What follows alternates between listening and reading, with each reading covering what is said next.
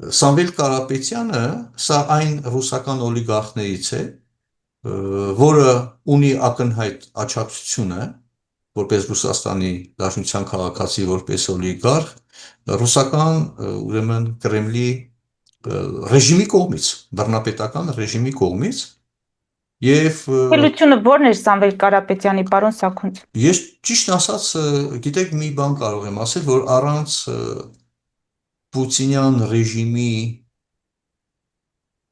չգիտեմ, անձամբ կլինի Պուտինը, թե նրա որևիցե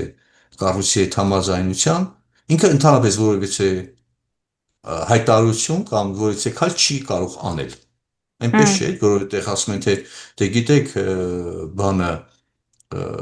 այսպես հզոր օլիգարխ է եւ այլն, այդ հզոր օլիգարխները դառնում են ընդհանրապես խղճուկ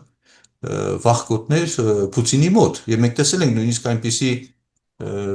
տեսանյութեր, երբ որ Պուտինը նստած եւ թելադրում է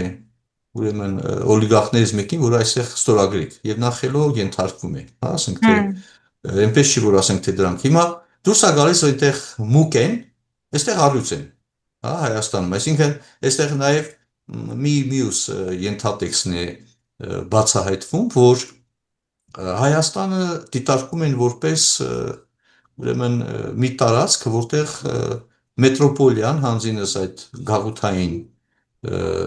կենտրոնի կարող է իրեն ցույց տալ կամ այնպիսի վարքագիծ դրսևորել, որ դուք ով եք ընդհանրապես այդտեղ, որ ինչ որ քայլեր եք կատարում,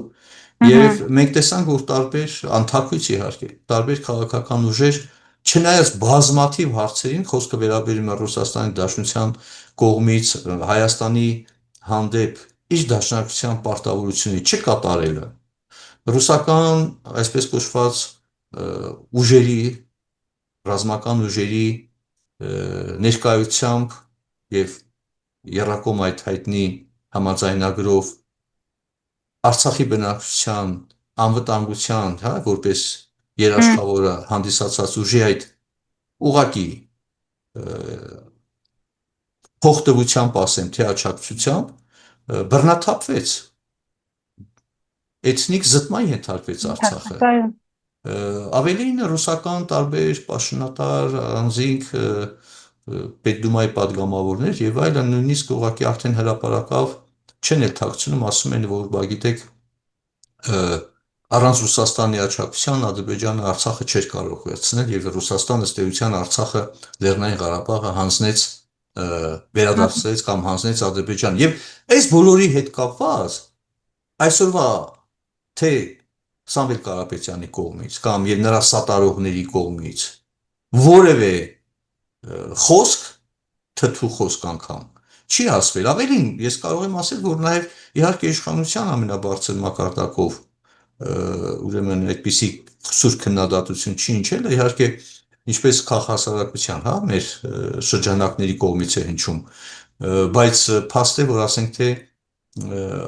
հապկի շրջանակներում անդամության սառեցումը կամ Երոմիության անդամության գործընթացի սկզբի մասին օրենքի ընդունումը կամ վարչապետի Անկարա այցելությունը, այս վերջի այցելությունը, հա, սրանք խոսում են, որ վկայում են ավելի ճիշտ, որ փորձեր են արվում ինքնուրույն որոշումներ կայացնելու առանց Կրեմլի համաձայնության։ Դե նախորդ իշխանություններով չկար այդպիսի բան, որ ասենք Կրեմլի կարծիքը կամ առանց Կրեմլի հետ քննարկելու կամ հաշվի առնելու նրա դիրքորոշումը, որից է արտաքին քաղաքական որոշում կայացվել Հայաստանի կողմից եւ ամենացայտուն օրինակը ելի կհիշեցնենք 2013 թվականի սեպտեմբերի 3-ի հայտնի հայտարարությունն էր, երբ որ ուղղակի մեկ գիշերվա ընթացքում հանդիպումից հետո կտրուկ փոխվում է որոշումը, հայտնի Սերժ Սարգսյանի հայտարարությունը, որ չեն ստորագրելու Արևելյան գործընկերության ասոցիացիան համաձայնագիր, այլ ընդհակառակը անդամագրվելու են Մաքսային միությանը Ռուսաստանի Դաշնության կողմից ուրեմն նախաձեռնված ստեղծվեց այնուհետև ԵԱՏՄ-ի կազմում։ Եվ հիշում եք, երբ այդպիսի մի հայտնի արտահայտությունը Սերժ Սարգսյանի, որ բա երբ որ հարցեր բարձրացնում, գոնե խորհրդակցեիք կամ բան, ասում թե ում հետ խորհրդակցեի, ժամանակ կար որ խորհրդակցենք, հա։ Այսինքն ինքնին դա ակնհայտ խոստովանություն է, որ ուժի սպառնալիքի տակ է եղել։ Եվ այդ անդամագրումը եւ այսօրվա այս սատարողները Պուտինյան ռեժիմի կարկառուն օլիգարխներից մեկի սատարողները հիշում եք ամեն կերպ արդարացնում էին Ռուսաստանի Դաշնության այդ ճնշումները այն իմաստով որտեղ գիտեք ոնց անվտանգային նկատառումներից ելնելով ստորագրեցինք դե Արցախի հանուն Արցախը ստորագրեցինք արտաքին բանը անվտանգության նկատառումից բացի նաև որտեղ խոսքը երբ որ վերաբերում էր Ռուսաստանի Դաշնության կողմից զենքի վաճառքին Ադրբեջան, դե դա բիզնես է։ Նույնիսկ ռուսները չէին ասում, ռուսական Դաշնության պաշտոնատարները չէին ասում, որ բիզնես է, բայց հայաստանյան իշխանության ուրեմն կարկառունները ասում են, թե դա բիզնես է, մենք ինչ կարող ենք անենք, ավելին զենքի վաճառքի միջոցով հսկում է Ադրբեջանին, հա։ Այսինքն մենք ակնհայտ տեսնում ենք այս երկարաժամկետ դիրքորոշումները եւ նաեւ մեզ համար այս փաստարկները հիշեցնում են, որպեսզի հասկանալի լինի, թե սատարողները ինչ դիրքորոշում ունեցողներն են։ Այն դեպքում, երբ որ կա Հայաստանի Հանրապետության ազգային անվտանգության շահերի հետ կապված, ուրեմն բռնի էթնիկ զտման հետ կապված հարցերում Ռուսաստանի Դաշնության հստակ, հակահայկական դիրքորոշումը կամ հակահայաստանյան դիրքորոշումը եւ այդ պայմաններում իրենք ինչպես են իրենց պահել։ Հիմա ես որ թվարկեցի, թե Հայաստանի ներկա իշխանությունների ինքնիշխան հենքով թեկուզ քիչ,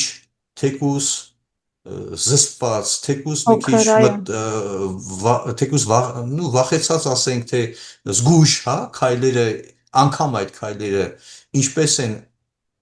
ինչպեսի արձագանք են ստանում Ռուսաստանի Դաշնության կողմից, հասկանալի է, որ Կրեմլի քիմքին չի Հայաստանի Հանրապետության որպես ինքնիշխան պետության գոյությունը եւ այդ պարագայում նման ակտիվությունը այլ կերպ, քան հենց որպես Կրեմլի քաղաքականության հրահանգների կատարում չես կարող համարել։ Այսինքն մարդիկ կատարում են Կրեմլի ռեժիմի հրահանգը Հայաստանի դեմ